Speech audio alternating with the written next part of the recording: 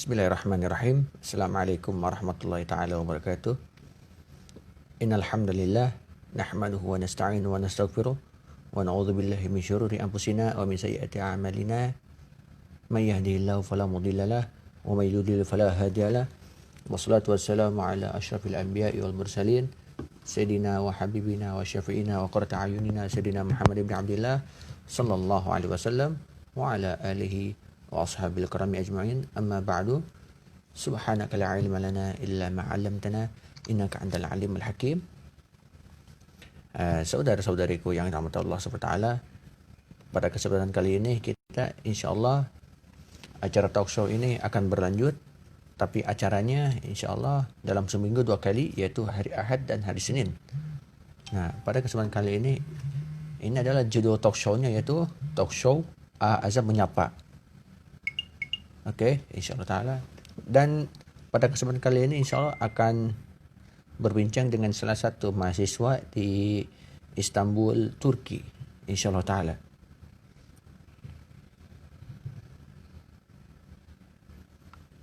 Ya, insyaallah taala kita tunggu sejenak, tunggu orang yang berada di Istanbulnya.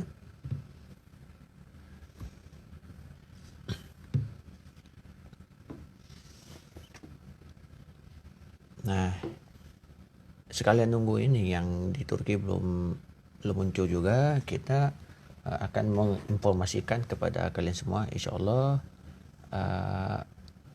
program-program yang dibuat ini insyaallah ya bermanfaat bagi kita semua.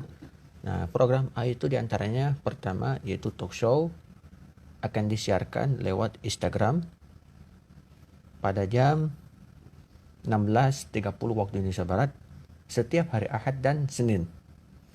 Nah, terus ada pengajian, yaitu Ayam Ngaji virtual bareng AA insyaallah taala setiap hari Kamis, Jumat dan Sabtu. Di hari Kamisnya kita akan ngaji seputar kitab takrib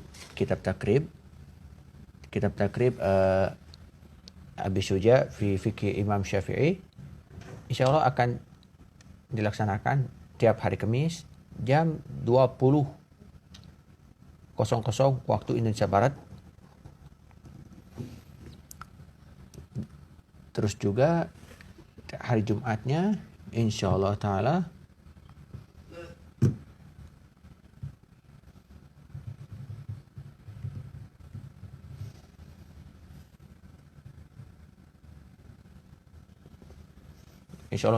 pada hari Jumat jam 8:30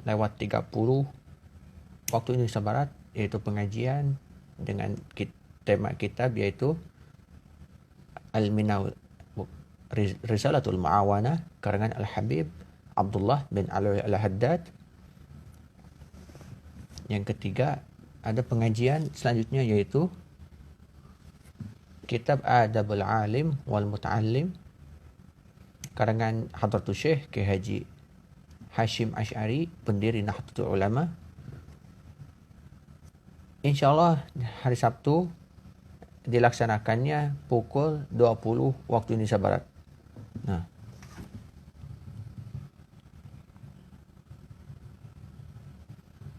insyaallah taala ya, kita tunggu sejenak. Kita sabar terlebih dahulu gitu.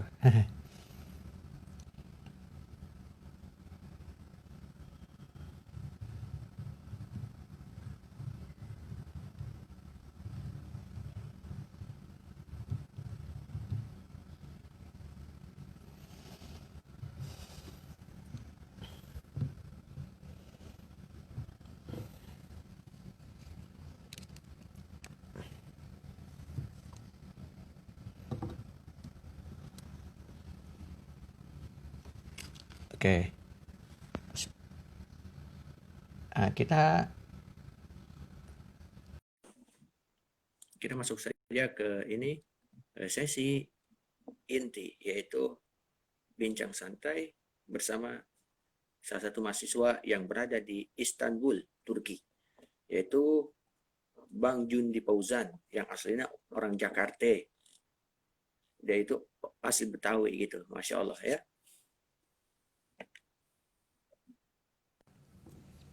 Oke, udah muncul ya. Masya Allah ya.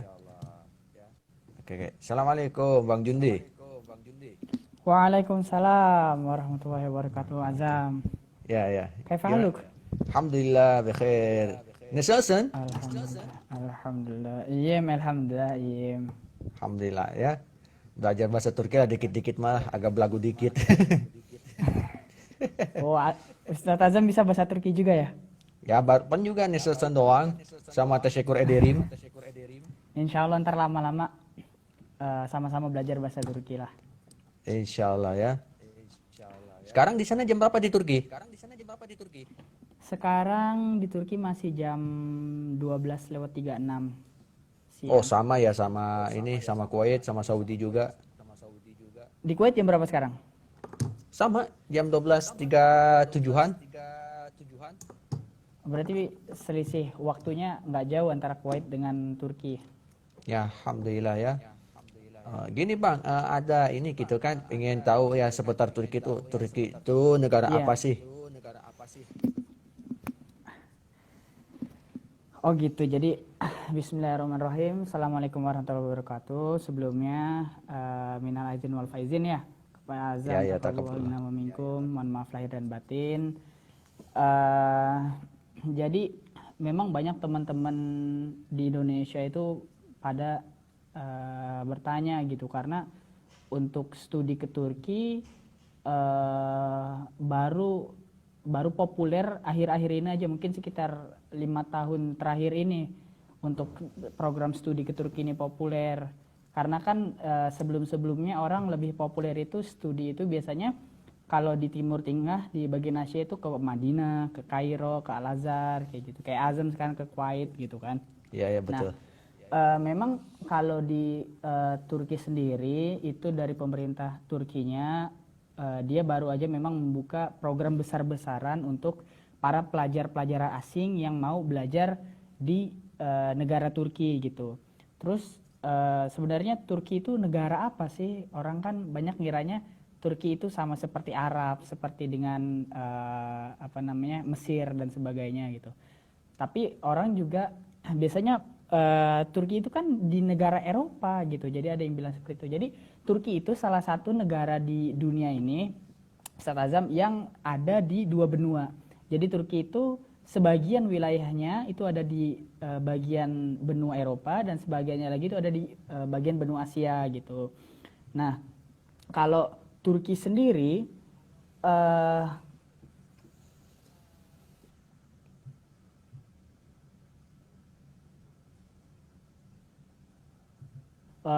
hampir 97% wilayah Turki itu Asia sebenarnya, Ustaz Azam. Tapi bagian sedikit dari Turki itu justru yang menjadi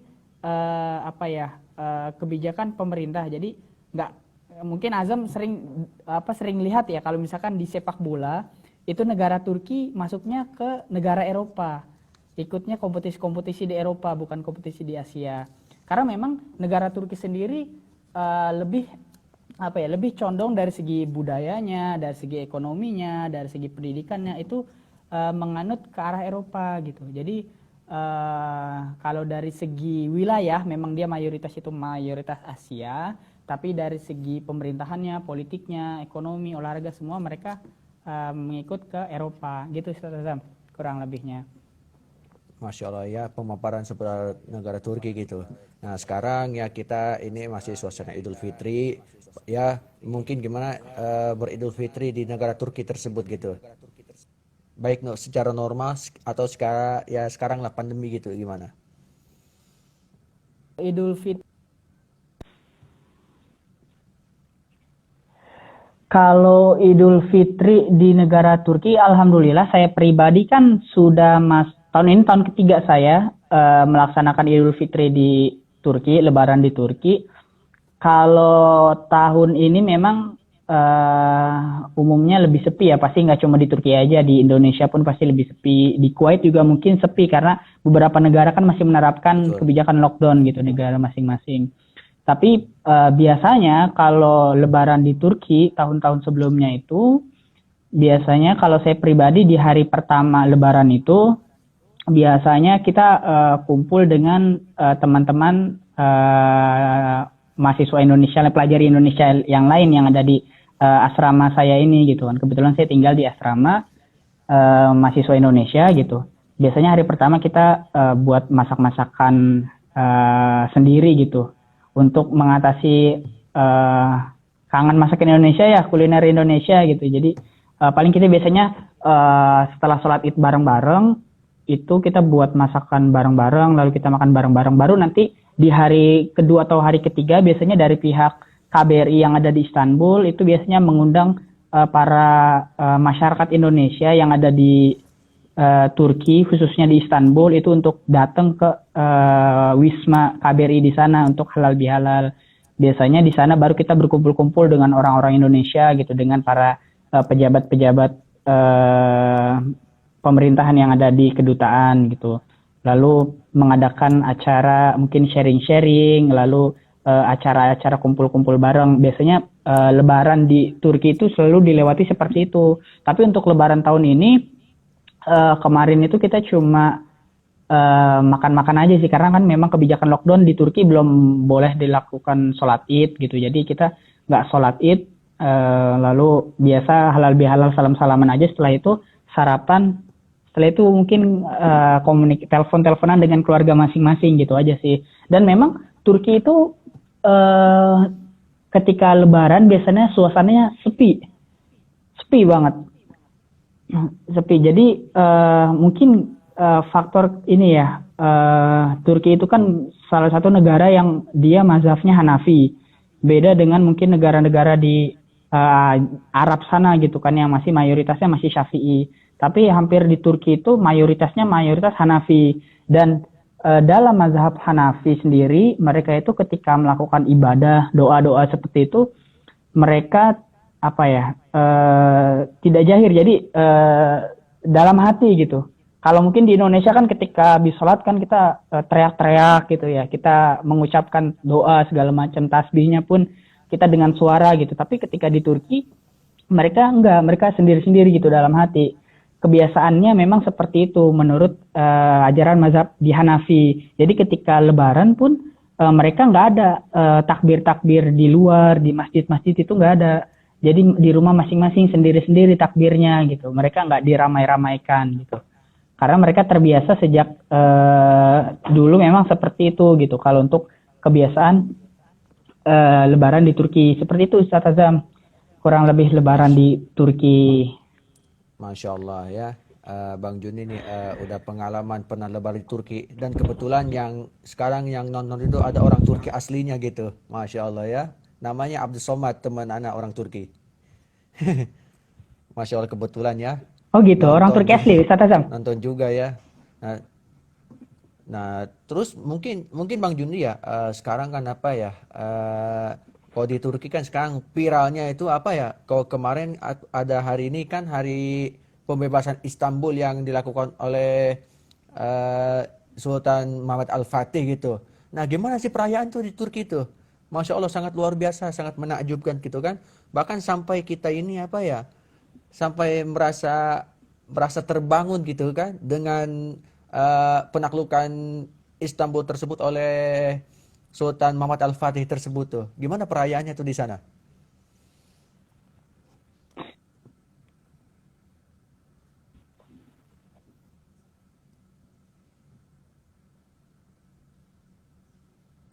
Mei itu merupakan peringatan dibebaskannya ibu Nopel. Pada saat itu kan namanya masih Konstantinopel ya, Ustaz Azam, belum Halo? oleh Sultan Halo? Mehmet Al-Fatih gitu. Tanggal 29 Mei.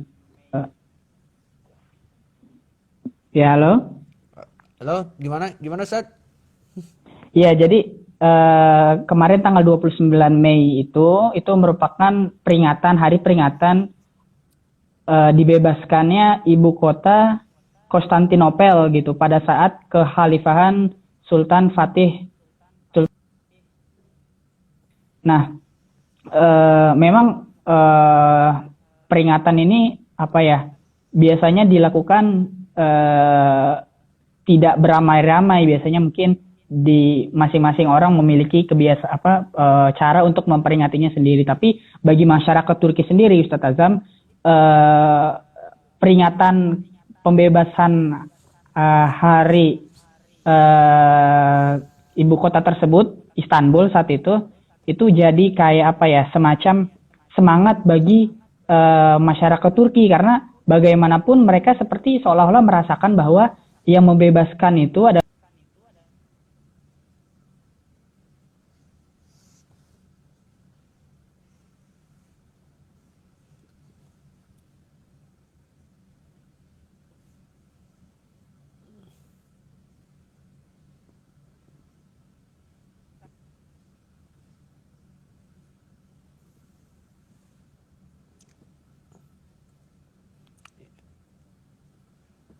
Ya pokoknya masya Allah gitu kan ya, seputar Sultan Muhammad Al-Fatih gitu kan, bahkan gimana, lanjut lanjut. Suara saya nggak kedengar nggak, Ustaz Azam? Suara Kedengar terdengar? kedengar.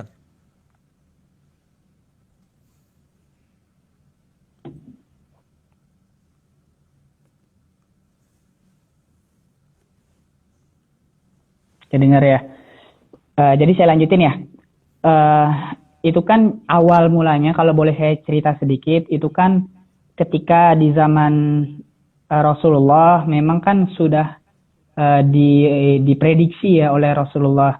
Karena ada sahabat yang bertanya bahwa ya Rasulullah, negara manakah, wilayah manakah yang akan ditaklukkan terlebih dahulu, antara waktu itu Roma ataupun Konstantinopel yang saat ini namanya menjadi Turki gitu. Lalu kan ada juga hadis yang mengatakan bahwa latuftahanal Konstantiniyah falanimal amiru amiruha walanimal jaitu dalikal jaitu. Yang kurang lebih artinya itu yang negara wilayah yang akan dibuka terlebih dahulu, yang akan ditaklukkan terlebih dahulu itu adalah Konstantinopel. Falanimal amiru amiruha, dan sebaik-baik pemimpin adalah pemimpin yang bisa menaklukkan Konstantinopel, Turki. Dan sebaik-baik pasukan merupakan pasukan yang berhasil menaklukkan Konstantinopel itu. Nah, dari hadis tersebutlah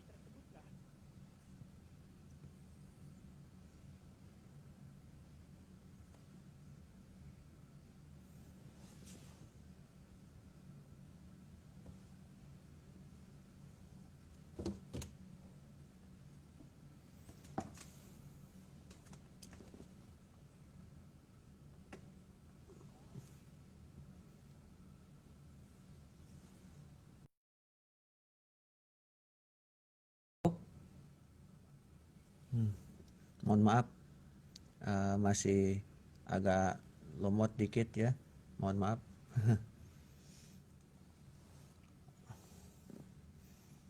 Masih lemot ya, no problem gitu kan.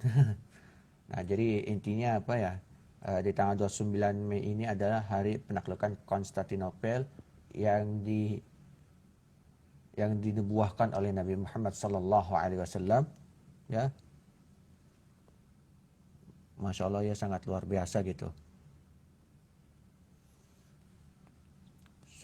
Jadi Konstantinopel ditaklukkan oleh umat Islam itu berasal dari isyarah Rasulullah SAW ketika di perang perang Khandaq ya, setelah perang Uhud. Jadi ketika mau buat parit itu kita Rasulullah SAW ada batu besar sekali tapi tidak bisa dipecahkan, maka Rasulullah SAW memecahkan batu itu. Pecahan pertama yaitu akan ditaklukkannya Konstantinopel oleh umat Islam. Umat Islam diantaranya seperti itu ya, masya Allah ya. Iya, saya lanjutkan lagi Ustaz Azam. Jadi ketika Rasulullah mengeluarkan hadis terkait dengan tadi bahwa sebaik-baik pemimpin adalah pemimpin yang bisa menaklukkan Konstantinopel gitu. Banyak para sahabat yang berlomba-lomba itu langsung mencoba untuk menaklukkan Konstantinopel. Pada saat itu masih dikuasai oleh kerajaan Bizantium ya, Ustaz Azam waktu itu. Lalu Betul. banyak sahabat yang berlomba-lomba untuk pergi ke daerah Konstantinopel ini, pergi ke arah Turki. Lah, tapi sejak zaman Khalifah Bani Umayyah, mereka belum berhasil. Lalu zaman Bani Abbasiyah pun melalui Khalifah Harun ar-Rasyid, waktu beliau juga masih belum berhasil. Bahkan salah satu sahabat Nabi yang mungkin Ustaz Azam juga tahu, itu Ayub al-Ansori, sahabat Nabi. Beliau kan merupakan ketika Nabi pertama kali hijrah dari Mekah ke Madinah, beliau ini rumahnya, tempat tinggalnya, untuk karena saking penasaran dengan hadis Nabi tersebut, beliau Abu Ayyub al-Ansari radhiyallahu an ikut berperang ke arah Turki, dan di tengah perjalanan ketika melakukan perang dengan bangsa Bizantium, beliau wafat dan lalu dikuburkanlah di daerah Turki yang sampai saat ini tempat makam dari beliau itu dijadikan sebuah masjid yang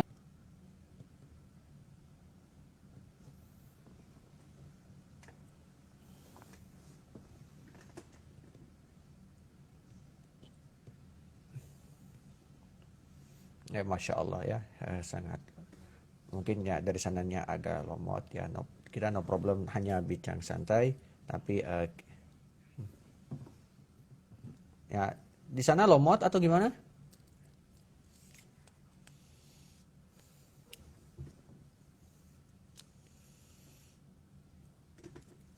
Halo?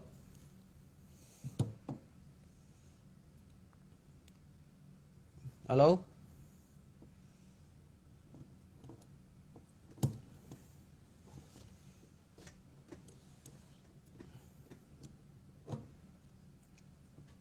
Halo? Mungkin di sana ya ada gangguannya di Turki. Nah, ya terus itu jadi singkatnya apa ya, yang seputar hadis Nabi gitu ya, Masya Allah gitu. Sebaik-baiknya pemimpin itu orang yang bisa menaklukkan Konstantinopel yang tadi dipaparkan oleh Bang Jundi Fauzan, salah satu mahasiswa di Istanbul, Turki. Nah, di zaman apa tuh? Di zaman sahabat Nabi berlomba-lomba ke Konstantinopel. Terus juga dari Bani Umayyah juga masih juga belum berhasil. Bahkan di zaman siapa tuh? Di zaman setelah Abbasiyah pun juga masih belum berhasil. Tapi berhasilnya di zaman siapa? Di zaman Utsmani yang dipimpin oleh Sultan Muhammad Al-Fatih ya, Masya Allah. Jadi intinya kita rangkumkan. Jadi mereka dari zaman sahabat sampai zaman-zaman kerajaan ini ingin menaklukkan Konstantinopel. Tapi yang berhasil, alhamdulillah syukur alhamdulillah, yaitu dari Sultan Muhammad Al-Fatih. Subhanallah gitu. betul. Jadi Sultan Muhammad Al-Fatih itu, Ustadz Azam, merupakan Sultan ketujuh dari kekhalifahan Turki Utsmaniyah gitu. Jadi di dalam sejarah kekhalifahan Utsmaniyah itu sendiri, itu total ada sekitar 37 sultan sampai dengan runtuhnya kekhalifahan Turki Utsmaniyah, dan Sultan Muhammad Al-Fatih itu merupakan khalifah ketujuh dari silsilah kesultanan di Turki Utsmani. Dan pada ketika pertama kali menjabat, Sultan Muhammad Al-Fatih ini berusia baru umur 12 tahun. Jadi pada usianya yang masih kecil, masih remaja gitu, 12 tahun, Sultan Muhammad Al-Fatih ini sudah diberikan mandat oleh ayahnya Sultan Mehmed itu untuk memimpin langsung kerajaan Sultan Utsmani pada saat itu. Namun ketika pada usia 12 tahun, banyak pertentangan juga dari sisi internal kesultanan. Saat itu juga pihak Bizantium, musuh, semakin gencar ya untuk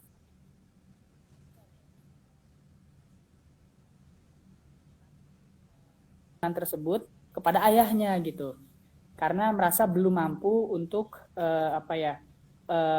menanggung beban ataupun perintah amir tersebut dari ayahnya.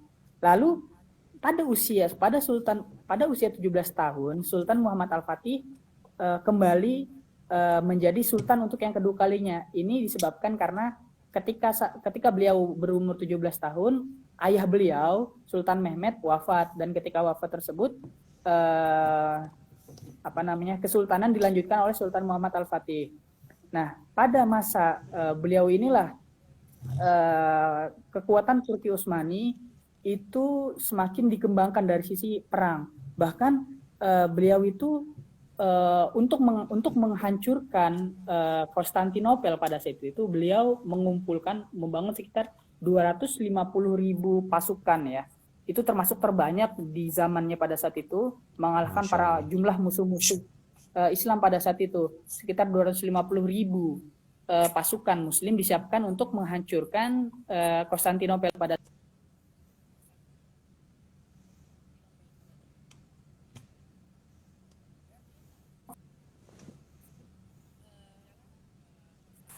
itu. Beliau sangat memperhatikan ibadah-ibadah sunnahnya. Jadi mungkin di sini ya salah satu kekuatan pasukan beliau itu, beliau sangat menekankan ibadah-ibadah sunnah gitu. Jadi nggak cuma wajib, ibadah-ibadah sunnah pun yang notabene hukumnya sunnah, beliau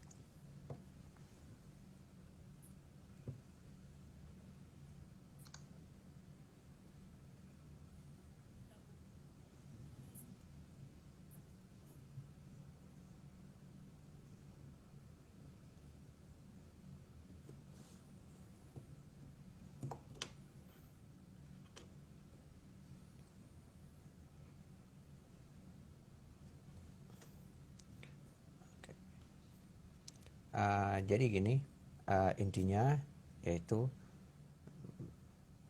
Sultan Muhammad Al-Fatih ini subhanallah ya, sampai bisa menaklukkan Konstantinopel. Kuncinya adalah terus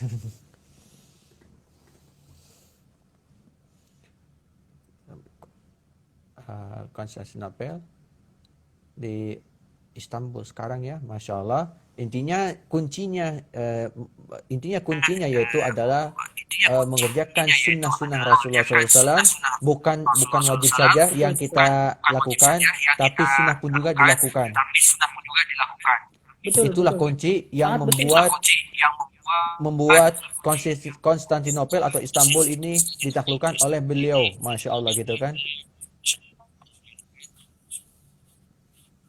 Betul.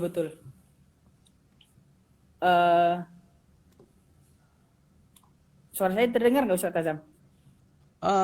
Ya dengarlah sekarang dengar. Aman.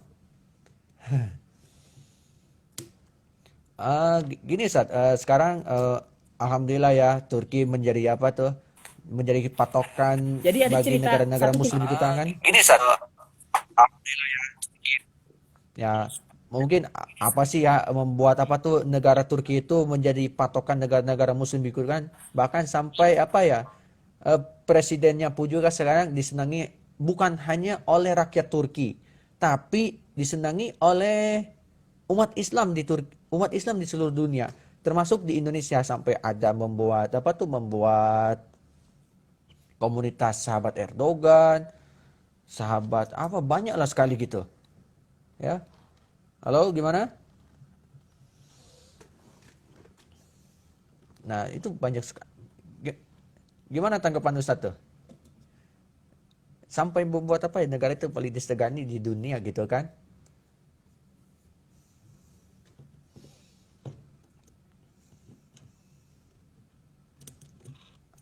Halo?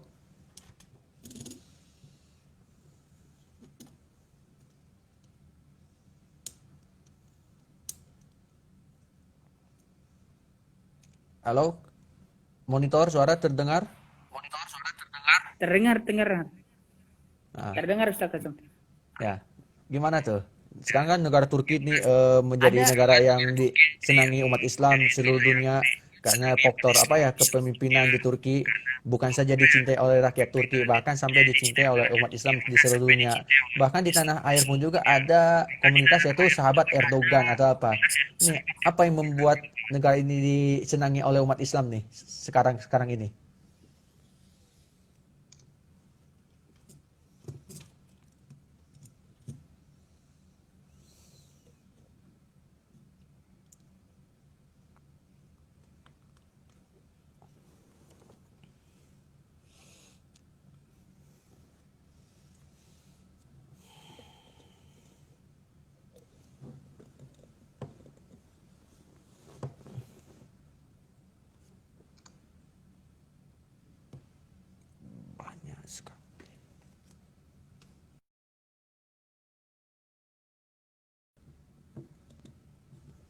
Oke, mohon maaf ya mungkin ada gangguan dari Turkinya gitu.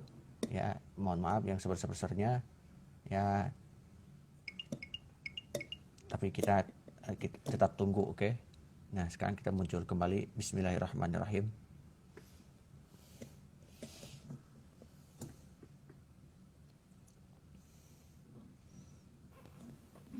Ya, gini Mungkin Ustaz, bisa jawab? gini, jadi memang banyak pertanyaan dari teman-teman. Kenapa sih negara Turki itu kayak menjadi negara yang disukai sama mayoritas umat Islam pada saat ini gitu? Menurut saya faktor pertamanya karena faktor eh, keberkahan yang dilakukan oleh nenek moyang Turki itu sendiri ya pada zaman dahulu ya, jadi Ustaz Azam.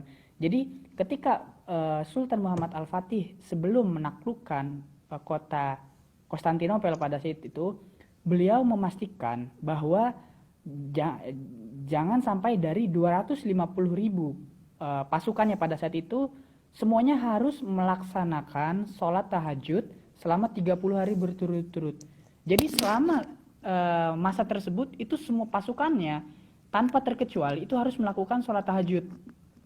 Kalau masih ada yang belum melakukan sholat tahajud dari pasukannya, beliau Sultan Muhammad Al-Fatih tidak mau untuk melakukan penyerangan, untuk melakukan perang pada saat itu melawan Bizantium. Jadi keberkahan ibadah sunnah ini yang menurut saya menjadi salah satu kunci mengapa Turki sekarang menjadi salah satu negara yang dipandang, ditakuti oleh negara-negara di seluruh dunia. Begitu juga ketika nenek moyang Turki, bangsa Turki pada saat itu. Jadi Sultan pertama dari kekhalifahan Turki Utsmani, Ustaz Azam, itu beliau namanya Sultan Utsman Ghazi. Jadi ada sebuah riwayat gitu ya, kisah yang bisa kita ambil pada saat itu. Salah satu beliau Sultan Utsman Ghazi merupakan salah satu pendiri dari negara Turki Utsmaniyah pada saat itu. Jadi ketika Sultan Utsman Ghazi bertamu ke rumah sahabatnya, beliau ini disambut dengan sangat sangat luar biasa lah oleh sahabatnya. Suatu malam ketika beliau Sultan Utsman Ghazi menginap di rumah temannya, beliau diberikan sebuah kamar gitu, di sebuah sudut kamar. Beliau dipersilakan oleh temannya tersebut untuk tinggal istirahat beberapa hari di sana gitu.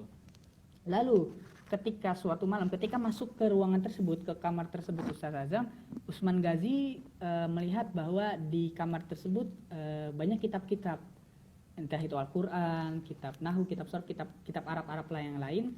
Lalu ketika malam datang, Sultan Utsman Ghazi sama sekali nggak berani untuk tidur di kamar tersebut.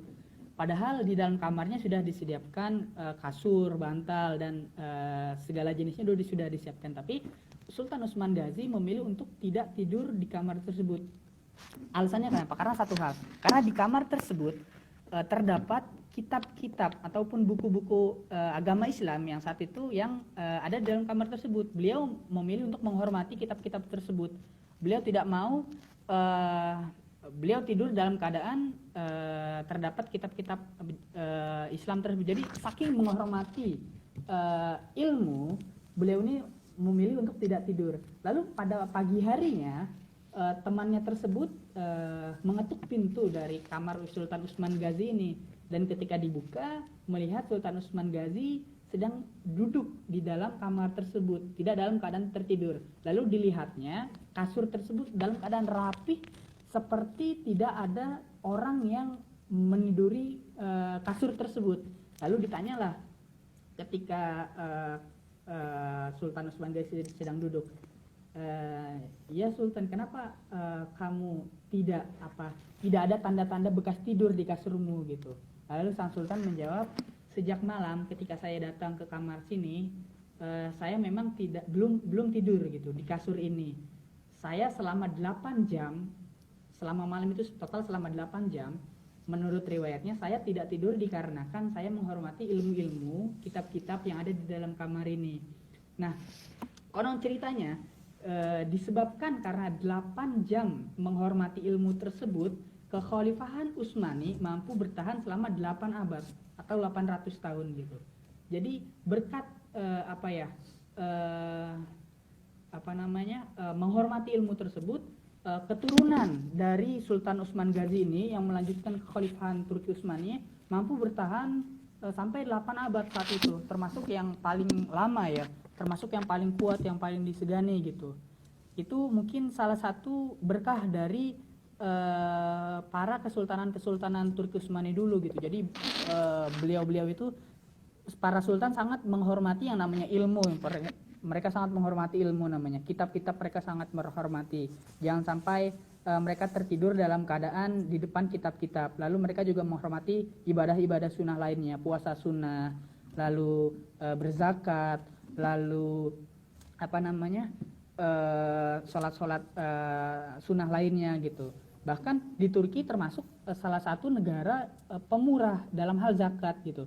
Jadi zakat itu nggak cuma pada praktiknya nggak cuma hanya mal aja, nggak cuma hanya uang, tapi di pertanian di desa-desa itu para petani juga melakukan zakatnya, zakat pertaniannya mereka lakukan, zakat perikanannya, zakat hewan-hewan yang ada di sana. Jadi memang kebiasaan-kebiasaan yang sudah ada sekarang itu yang sudah ada sejak dulu menjadi berkah untuk negara Turki sekarang bisa sangat maju gitu. Jadi menurut saya keberkahan ini yang perlu dicontoh oleh negara kita, khususnya negara Indonesia. Masyarakatnya bisa saling menolong satu sama lain gitu. Bahkan di negara Turki itu ada satu kebiasaan sejak zaman kekhalifahan negara Turki Utsmani itu. Jadi gini Ustaz Azam, kalau di Turki itu kan mereka mayoritasnya makan roti. Lalu misalkan saya pembeli roti gitu, misalkan Ustaz Azam ngejual roti gitu, saya datang ke Ustaz Azam, saya mau beli roti Ustaz gitu, saya ngasih duit misalkan seharga 4 roti gitu, tapi saya hanya membeli 2 roti, yang saya ambil hanya 2 roti gitu. Lalu sisa 2 roti itu saya berpesan ke Ustaz Azam, nanti sisa 2 roti yang saya beli, yang gak saya ambil, tolong saya titip ditaruh di sudut warung sini, di sebuah keranjang gitu. Bagikan kepada siapapun yang membutuhkan, yang merasa lapar, roti tersebut kepada mereka gitu. Itu kebiasaan di Turki. Jadi lalu ada misalkan seorang fakir-fakir yang mungkin mereka belum makan pada saat itu, mereka mendatangi toko roti tersebut, lalu bagian roti yang tadi disediakan tersebut diberikan kepada mereka.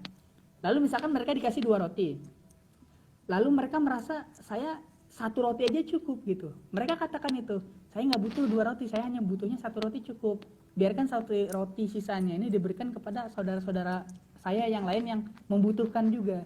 Jadi nilai-nilai kejujuran dalam kehidupan ini, nilai-nilai sedekah, nilai kepedulian yang sudah terjadi, yang sudah dilaksanakan di zaman Turki Utsmani, pada saat itu Turki Utsmaniyah itu menjadi kunci keberhasilan mereka mampu menjadi salah satu negara terbesar, kekhalifahan terbesar pada saat itu, sampai kurang lebih 800 lebih tahun mereka mampu memimpin wilayah-wilayah negara Islam ya. Kalau sekarang itu kalau dijabarkan Ustaz Azam, wilayah-wilayah yang pernah menjadi dipimpin oleh negara kekhalifahan Utsmaniyah itu sekitar 30 negara. Kalau sekarang itu mungkin sekitar ada 30 negara yang saat ini sudah menjadi terpecah-pecah gitu. Jadi ini menjadi pembelajaran untuk umat Islam khususnya yang ada di Indonesia. Jangan egois gitu. Kita harus merasa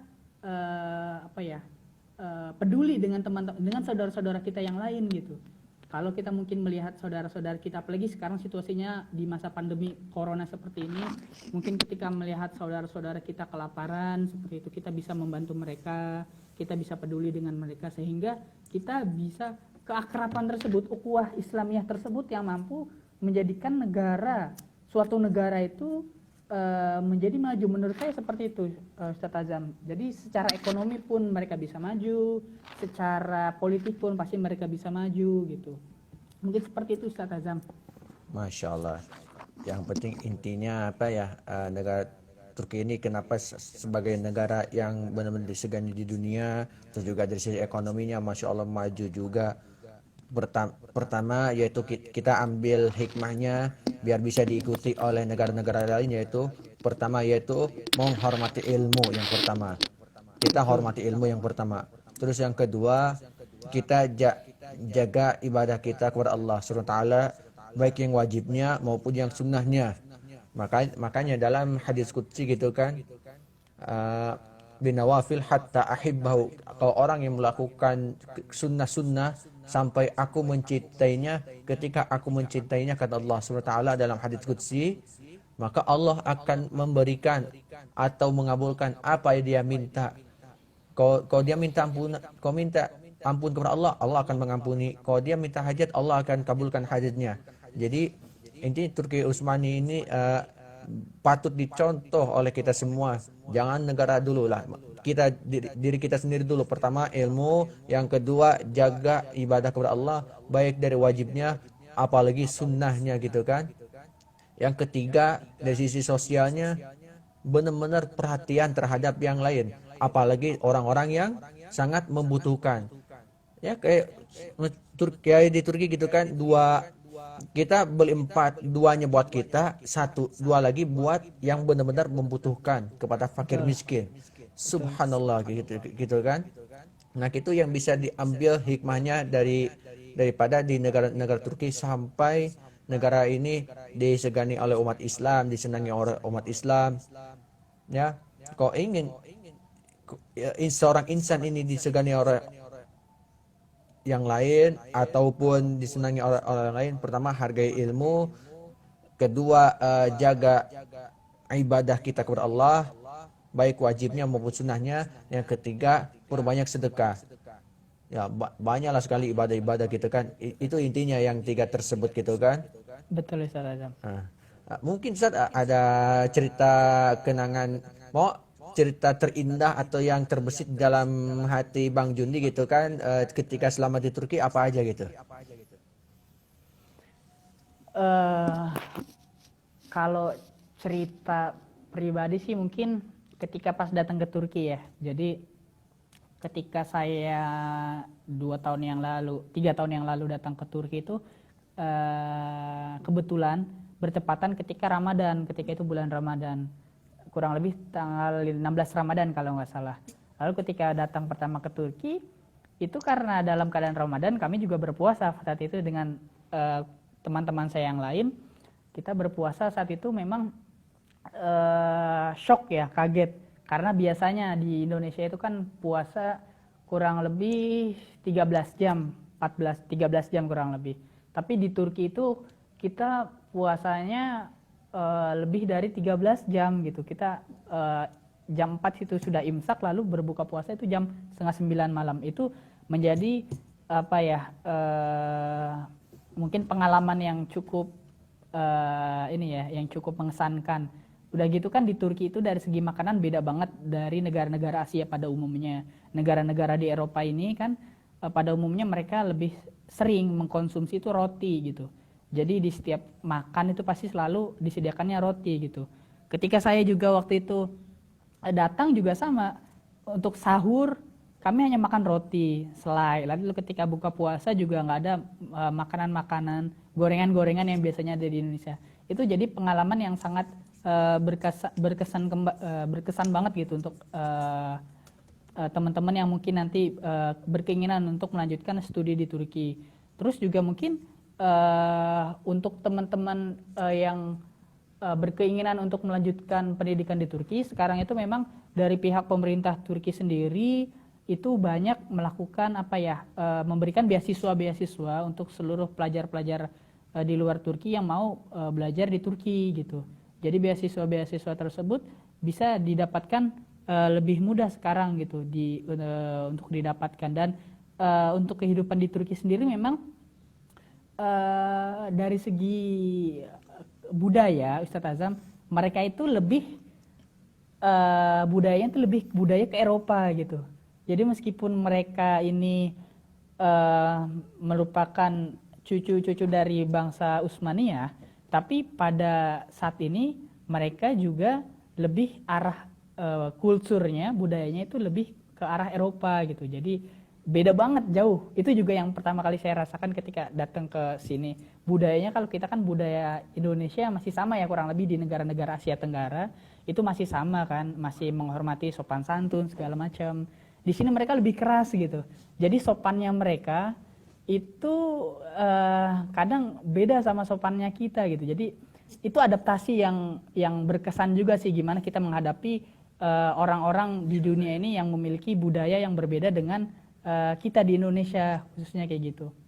Itu mungkin bisa jadi masukan juga bisa jadi tips untuk teman-teman yang mungkin minat untuk melanjutkan pendidikan di Turki.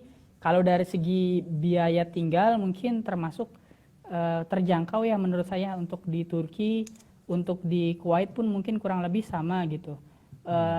Tapi memang di sini negara stabil gitu dari segi politiknya stabil, dari segi ekonominya stabil, nggak ada apa pemberontakan yang mungkin terjadi di negara-negara Arab lainnya. Jadi bisa menjadi salah satu referensi gitu tambahan untuk teman-teman yang minat belajar di Turki. Sekarang banyak kok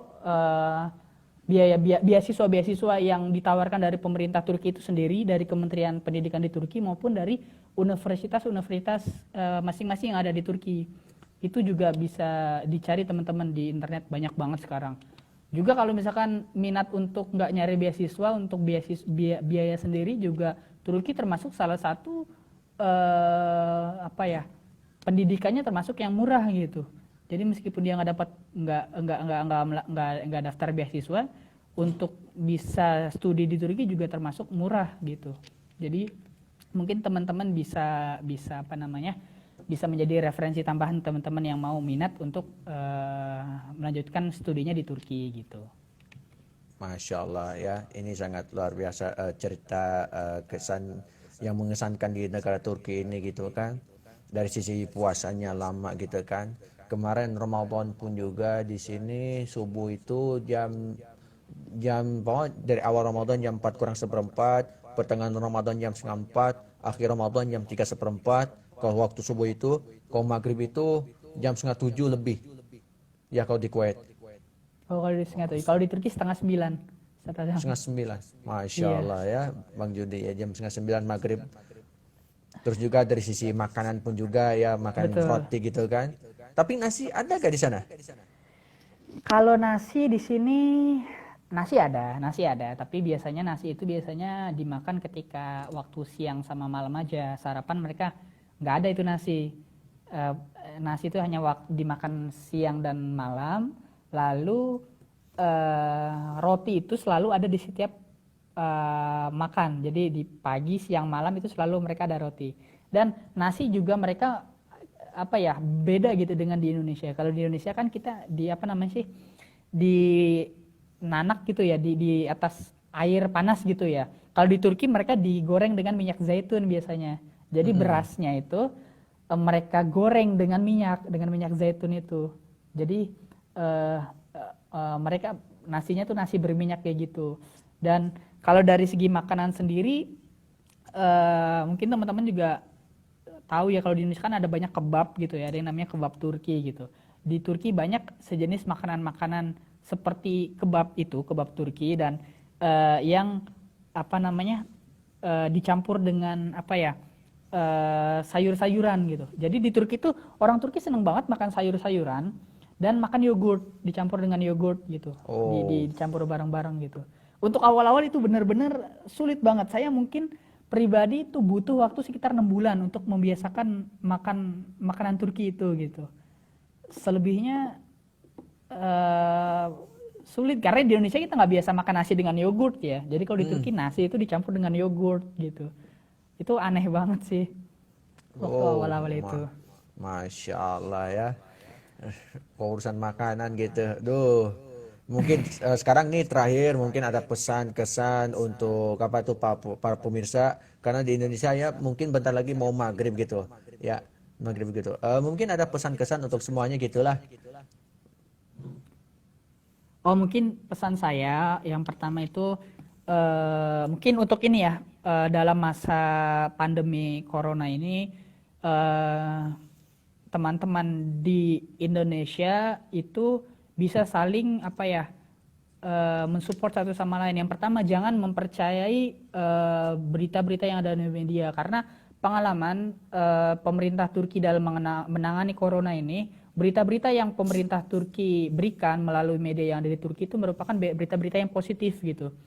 Yang pertama, mereka itu memberikan berita-berita yang positif, sehingga masyarakat ketika menonton berita tersebut itu berpengaruh kepada psikologis pikiran mereka bahwa di Turki ini mampu mengenangani masalah corona ini, lalu tidak disuguhi dengan berita-berita yang khawatir gitu. Jadi pesan yang pertama saya buat teman-teman yang ada di Indonesia, tetap semangat gitu, tetap berkreasi, tetap berkreativitas dalam meskipun di masa pandemi corona ini, tetap yang kedua itu tetap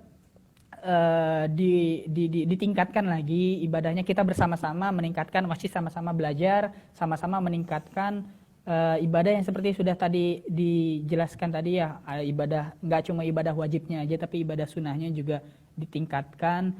Lalu keberkahan-keberkahan tadi biasanya itu bermuncul dari ketika kita menghormati ilmu biasanya Ustaz Jam. Kan kita sama-sama pelajar ya. Biasanya keberkahan itu biasanya kan berasal pertama dari ilmunya, itu yaitu dari kitabnya langsung, dari sumbernya langsung, maupun dari gurunya, pembimbingnya, ustadznya, seperti itu. Jadi pelajaran-pelajaran yang pernah terjadi di masa Kekhalifahan Turki Utsmaniyah bisa kita terapkan supaya hidup kita menjadi berkah. Gitu. Ketika kita sudah mampu menghormati ilmu, ketika kita sudah mampu menghormati guru kita, ustadz kita, insya Allah nggak cuma rezeki aja yang datang, kesehatan pun datang, perlindungan dari Allah pun datang, keselamatan pun datang. Jadi yang pesan kedua saya mungkin kita sama-sama meningkatkan ibadah-ibadah sunnah kita dan lebih menghormati ilmu tadi gitu. Lalu yang ketiga mungkin untuk teman-teman yang berminat melakukan pendidikan di Turki, mungkin teman-teman bisa kalau jalur beasiswa di Turki itu sebenarnya ada dua. Yang pertama itu melalui jalur pemerintah, melalui Kementerian Pendidikan di Turki. Itu teman-teman bisa cari info beasiswanya. Itu beasiswa S1, S2, S3. Itu di Google bisa teman-teman tulis namanya Turkiye Bursları atau Turkish Scholarship gitu. Nanti itu keluar nanti websitenya, teman-teman bisa cari tahu di sana. Caranya juga mudah, teman-teman hanya melakukan seleksi administrasi, lalu nanti ada seleksi wawancara, lebih mudah untuk prosesnya. Lalu yang kedua juga teman-teman bisa ikut itu di program beasiswa dari universitasnya masing-masing. Jadi kalau yang program universitas masing-masing ini teman-teman harus masuk ke website universitas-universitas yang ada di Turki, lalu teman-teman mencari sendiri di website tersebut info mengenai beasiswa untuk mahasiswa-mahasiswa luar gitu.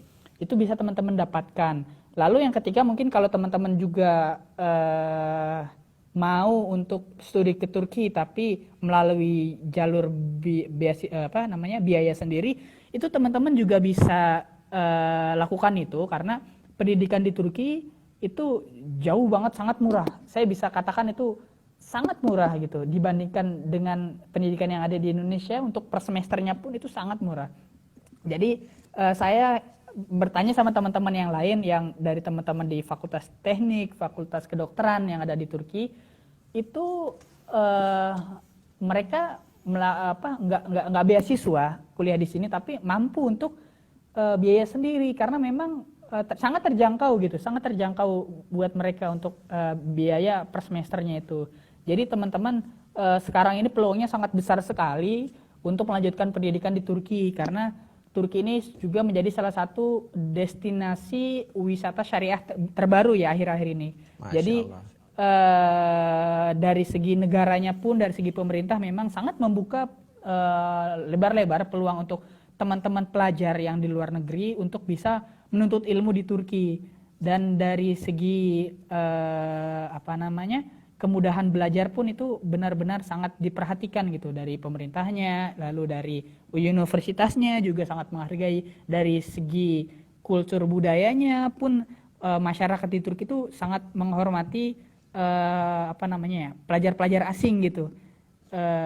mereka sangat menyukai pelajar-pelajar asing, khususnya Indonesia gitu ya. Mereka sangat suka gitu, sangat takjub gitu dengan sopan santun yang ditunjukkan oleh negara masyarakat pelajar-pelajar Indonesia yang ada di Turki. Mungkin itu pesan-pesan dari saya Ustadz Azam. Ya, Mungkin Ada bisa ini menjadi apa ya? motivasi teman-teman Ada ini semuanya. pertanyaan kebutuhan sehari-hari juga terjangkau juga gitu. Oh, kalau kebutuhan sehari-hari saya bisa katakan terjangkau.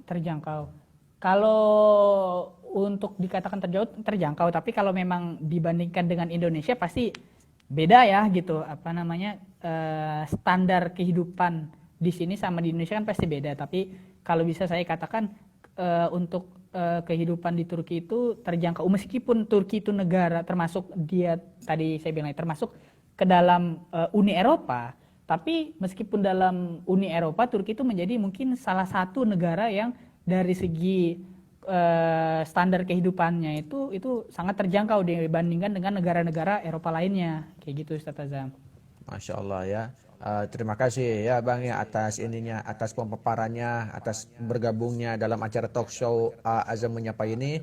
Insya Allah talk show kali ini akan dilaksanakan setiap hari Ahad dan Senin. Insya Allah Taala kita manggil pembicara dari lintas negara gitu. Turki, alhamdulillah Amin amin. pertama ya.